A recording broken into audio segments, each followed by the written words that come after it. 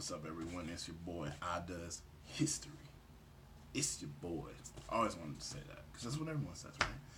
And it's time for This Day in History. June 5th, 1783, Joseph and Jacques Montgolfier gave the first successful balloon flight demonstration. Basically what they did was they had their mother-in-law fly them in front of a crowd of people in some kind of contraption because their mother-in-law was like a balloon. Get it?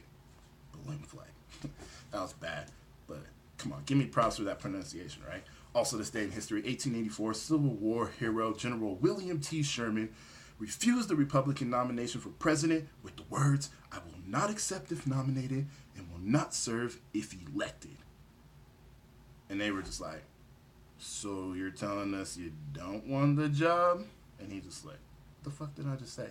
Also this day in history, 1947, George Marshall proposed the Marshall Plan to help Europe recover financially after World War II, and everyone was on board.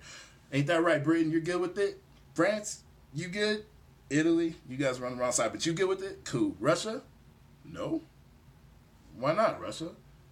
Oh, cause fuck Europe? That's not right. Don't say that. Damn, Russia. Also this day in history, 1967, the Arab-Israeli Six-Day War began. What is it with these people when they can't think of a good name for a war? They're just like, how many days did this war last? 6 days? Let's call it the Six-Day War. I don't know. They also have 100 Years War. It's like, bro, in 100 years, you guys couldn't come up with a name for this war? If you can't come up with a good name for the war, how about don't make war at all?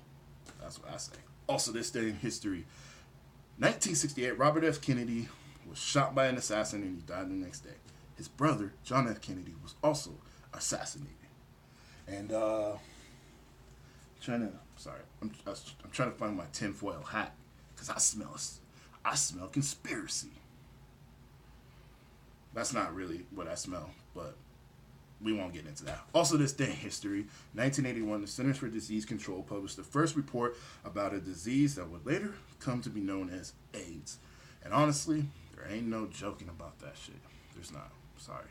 Also this day in history, 2002, Elizabeth Smart was kidnapped from her Salt Lake City home and taken 2 blocks down the street, and she couldn't find her way back.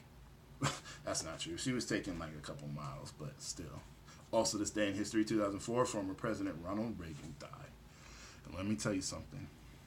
As much as us liberals or left liberal-leaning folk don't like Ronald Reagan, resurrect that man from the dead. I want zombie Reagan for president over what we got now.